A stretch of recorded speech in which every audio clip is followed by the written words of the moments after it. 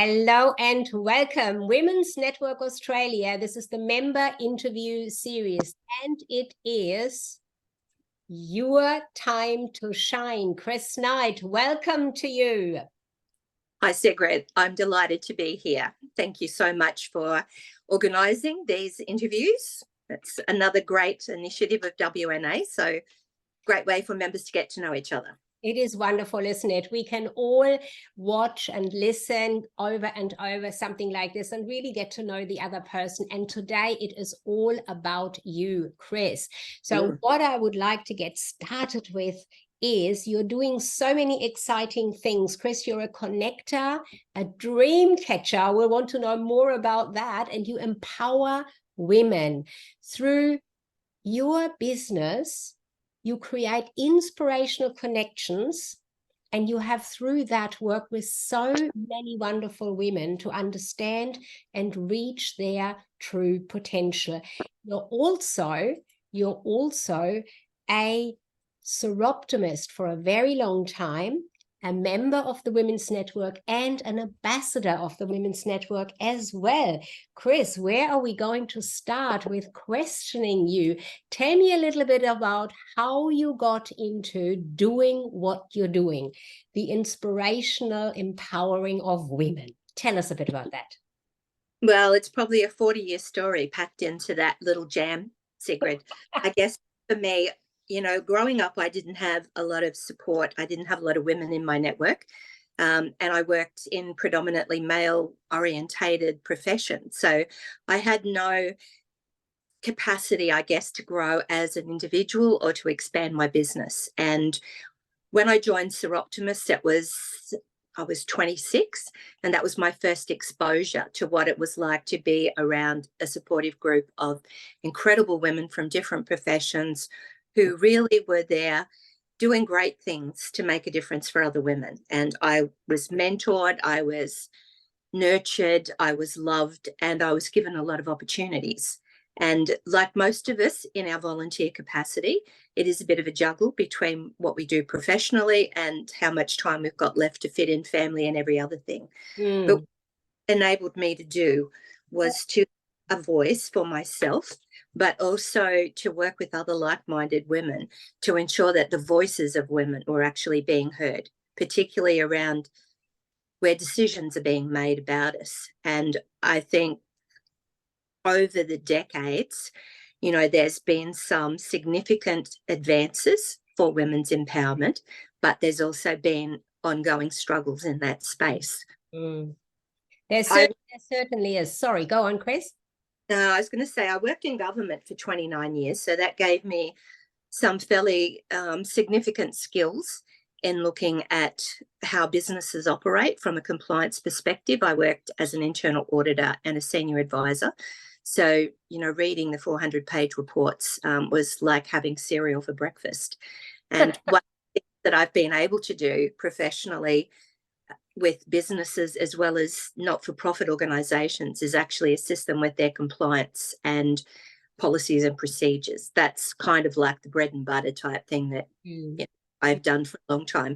But in the space of working with women, I was a facilitator for the Springboard Women's Personal Empowerment Program for about 30 years and a mentor with that. And that also just gives you a lot of different skills to communicate with women from all sorts of different cultures, different backgrounds. And through Seroptimist, I've had a chance to travel around the world, all at my own expense, I might add, but it's given me, you know, a really great insight into the world of women. And the reason I called my business Inspirational Connections was that I love working with women and others who inspire me. And I hope that through the work that I do and working in collaboration with them, that we can also inspire so many other people to believe in their dreams, to believe in themselves. And the dream catcher part of what I do is being an incredibly good listener, so that when you're talking to other women and people, community organisations, to find out, you know, what are their dreams, what are their aspirations, what is it that sits in their heart speak around what they'd like to achieve themselves. And what I know is that, you know, I have the capacity to be able to link them up with other people and offer some different ideas about how they might actually achieve that dream. And you do that really well. I'm sorry to jump in here, but you do that really well, those connections. You have done that for me, for example. You have got that feel for who does this person need at this point in time. So perhaps from your background on all the work you have done in your, in your time so far, you have got this feel for who might need who to get together and work on something new. Wonderful from you. I love that. So keep talking. What? Well, I think what you've just touched on there, Sigrid, is one of the most exciting things for me about being a WNA ambassador and working really closely with Cheryl, Beck and Nicole, because membership, and I love the way that things are changing, for women, and particularly within the network here.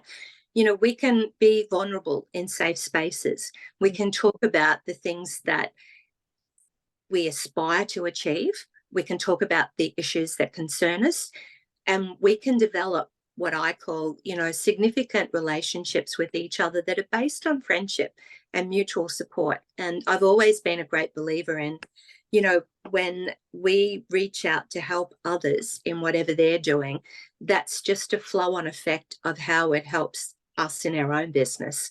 And for me, that's, I guess, a bit of a testament of how I've spent pretty much all of my life. And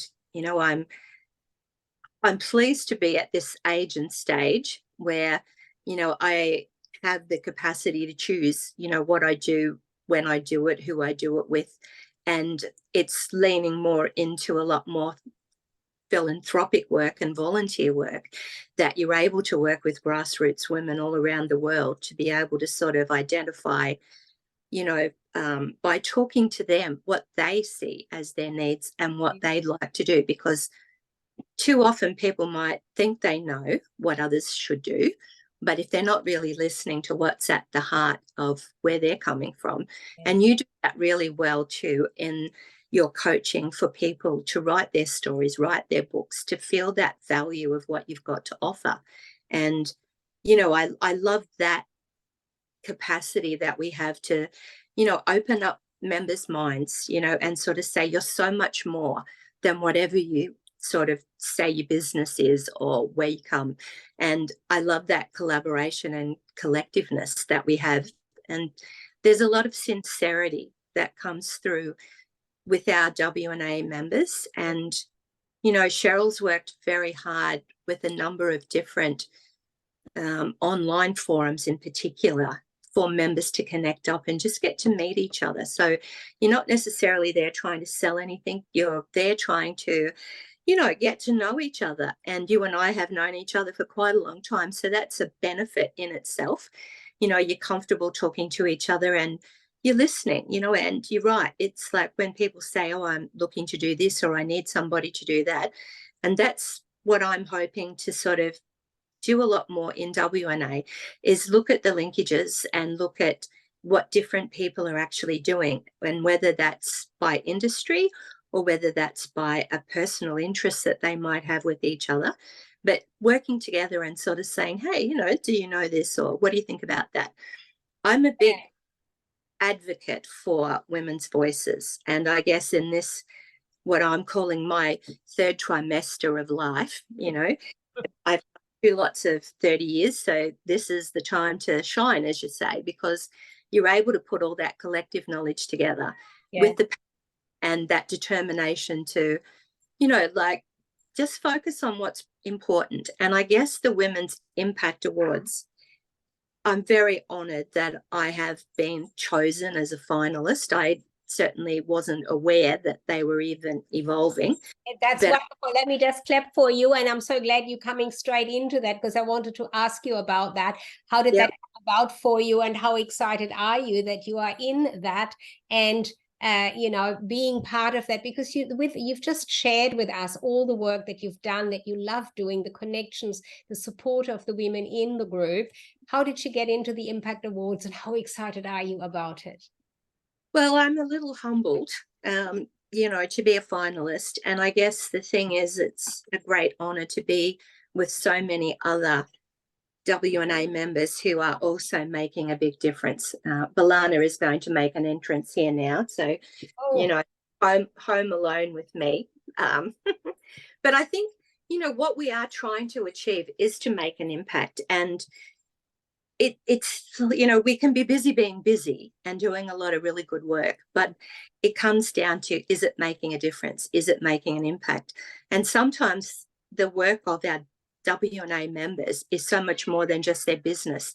It's very much in looking at issues impacting women. There's so many new members and older members that have been around that have worked together, and I think that when one shines, we all shine, and there's that opportunity to shine together. And I think this is a new opportunity for WNA members to recognise the contributions of each other, and I certainly acknowledge and congratulate all the nominees and finalists, because it is exciting to be acknowledged by your peers. I think it is. It always is when you have that light shone on you, and there's something recognized that you're doing, that you have, contributed to. That's fantastic, for sure.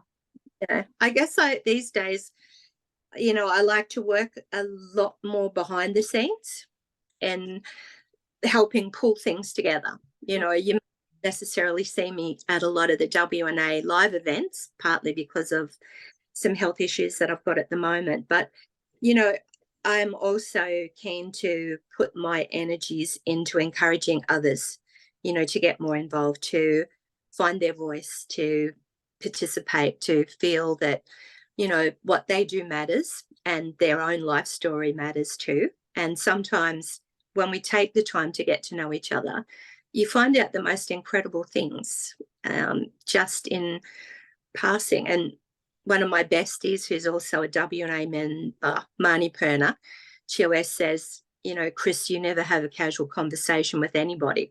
She said, before you know it, they're telling you their whole life story. Yeah. And I had a giggle about that when she first said it, but then I've reflected on a few times when you do just start a conversation with somebody, and that is exactly what happens. And it's about creating safe spaces, where people do feel comfortable, feel relaxed, feel supported. And I love that we can all be very vulnerable. And it's also due to how your personality shines through, Chris. I mean, it's coming through right now, talking to us here in this forum. Your personality is connecting, and you are genuinely coming across as wanting to know about the other person. You always do that at all the times I've ever met you in person and online. It certainly comes through. And you have found the Women's Network really to be a vehicle where you can spread that further and wider. And you're talking about the stage in life you're at. I am there too. How that support, that knowledge, and that long-term gathering of expertise that we have, that you have in the working with women in your capacity, that all comes together, doesn't it, at this stage, that really allows you to do the supporting you are doing. What have you got planned, if you have anything planned, for the new year? Have you got some big plans? You're talking about behind the scenes. Anything on the radar there? Possibly. You'll be delighted to know that you often say that there's a book in everybody, and I've had one in the oven baking away for quite a long time. Yes. So for me, I definitely want to spend some more time writing and advocating. I get a little frustrated sometimes when you see processes and things that are impacting on all of us not working in the way that they should. And I don't want to be passive any longer about that. I want to be able to sort of provide good feedback, particularly to politicians that are sitting there making legislation and allocating budgets that impact on women. And it's about, if we don't have a seat at the decision-making table to say this is actually what we need and when we need it and how we want it delivered, then we just keep missing out. And I think over the last couple of years, the focus on workplace bullying, looking at how women are being treated, the way social media, you know, can just be so nasty as a mechanism for people to be able to target those that have a high profile, you know, and are doing different things, is, yeah, just not acceptable in the way that, you know, we want to be able to showcase what women are really doing. But I think, like you, I have that wonderful global network, and the beautiful Beck is my mentor that is helping me become a little more digitally savvy so that I can do. How exciting. It is exciting because, you know, I went to Dublin for our Seroptimus convention with Marnie in July and August. So I reconnected with a lot of friends that I have over there and a lot of women that I've worked with over the years. But you also get to have some serious conversations around, you know, what is still barriers for women. And my own Seroptimus club here, SI Morton North, has some incredibly beautiful members that are working right at the grassroots with women, you know, that are survivors of sexual assault, domestic violence, a lot of women in culture that are starting their own businesses as well. So there's a lot of us that are leaning in and bringing them into the fold of our network too. And I love the fact that they don't have to take as long as we did to learn the lessons that we've learned over a long lifetime. We're able to sort of, you know, guide them in the right direction, support them. It's still their dream and their desire of whatever it is you want to do. But it's wonderful to have the momentum that you can say to people, you really can do it, and know that we're here to support you. And that's the value of women supporting women. And I love that bit. There's a project in Africa where they're focused on cervical cancer. And I've been in touch with one of our Seroptimus UN reps, Bertha. So we have a Zoom meeting next week with some of the African members. And in my own club, I have several members from Kenya as well. So looking at how we get information in an appropriate format back to those women. So some of these topics are quite taboo, but not just over there, like even in Australia, some of the issues around female genital mutilation, it's happening here.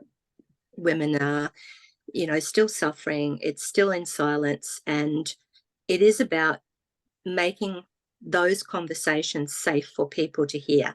And yes, that's right. And I think too, you certainly have that international flair, connection and understanding from all of those people around the world, from women themselves around the world. I think that gives you that edge to really know what to talk about. And it is no wonder you are one of the finalists in the Impact Awards, because you are making constantly an impact for women, with women and around women, Chris. Absolutely wonderful. The book that is in you, can't wait to see what comes out there. I can imagine it'll be a whole series of them, from all that, you know, long experience that you have in your life and all the wonderful connections that you have. It's just wonderful.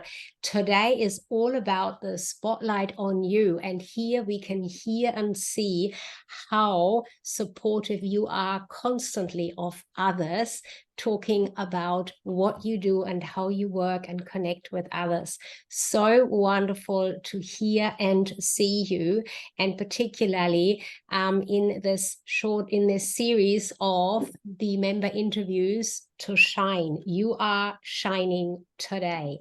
Thank you so much. And I'll ask you to give us some parting wisdom words for the listener and the viewer. Never give up on your dreams. Reach out, because help and support is always going to be there. And, you know, one of the other things that I have been dabbling with is my poetry, and I'm definitely going to be writing more of that. We've got a beautiful project up in Papua New Guinea through our Seroptimus Club that is building above ground gardens for the village women out on one of the lakes there. And, you know, for me, it's that sense of when we invest in each other, everything changes. And for women to have economic security, money of their own, that they then get to choose how they spend it, is significant, you know, and I'm grateful that young Chris worked very hard for most of her life to give this Chris an opportunity to do what she's doing now. So I think that we need to get to know each other in more ways, not just what the business is, but what's behind the business. And these impact awards enable people to listen a little bit more, but then pick up the phone and say hello, you know, make that first contact and just say, you know, hi, I'm doing that as well. You know, you listen to different things, you hear people, and provide feedback, you know, whether it's on LinkedIn, Facebook, get connected. One of the big things that I did during COVID, it was my third trip to the United Nations when COVID sort of hit, and I had several of my Seroptimus members there, and I was planning a nice 6-week holiday in Europe, which got cancelled, and I had to return very quickly. But I set up a close Facebook group with Seroptimus members, mainly because a lot of them are much older than me and I wanted to stay connected with them. And within 48 hours, I had 1,100 from 75 countries all jump in. And it's like, okay, that's it, doors closed. But you know what was so beautiful? Some of them I hadn't met, and I met them in Dublin. And a couple of the nicest comments that were made was, Chris, you're just as real, you know, in person as you are in the way that we've got to know you online. So I think that when you're looking at digital communications, and particularly Zoom, it is a lovely way for people to see each other and to stay in touch. So when you do get a chance to have a cuppa and sit down together, the face-to-face is always wonderful. But I would encourage our members and listeners to really just extend out through that digital network. And I'm sure Cheryl's going to be plugging her digital access to training. I am one of the participants on that that's beavering away, learning more digital skills, but it's about putting it into practice. But, you know, have a go and never be afraid of how big your dreams are, because you start to share them with others, and that then starts to help manifest them into reality. Go for it. In other words, go for it, just like Chris goes for it all the time. I love it, Chris. I love it. It is so wonderful. Look, we could be talking for hours because you have so many topics to talk about, and I fully acknowledge that. And it is really a lot there to unpack. And perhaps we do this series in more segments for each person as time goes by, because I think it does bring us alive. It brings you, the member, out there and gives me the opportunity to ask questions in this way of each person that I'm able to interview. It is really wonderful talking with you today, Chris, and I wish you absolutely the very best with these Impact Awards, to see whether you do make that jump from finalist to getting the award, or whether you are, or you know, in this capacity you certainly have the connection, the connecting to others, and the support that you give is wonderful. Thank you for your time today, Chris. Your time to shine was here, is here, always here. You're connecting, you're helping people catch their dreams, you empower women globally through the Women's Network and through many other ways of organizations. And you're doing a lot of work, especially for women. Lots to go towards in the new year. Wish you all the very best. Thank you, Chris. Thanks, Sigrid, and thanks, Cheryl and the WNA team. I'm very honoured to be one of the finalists for the Impact Awards. Okay. Fantastic.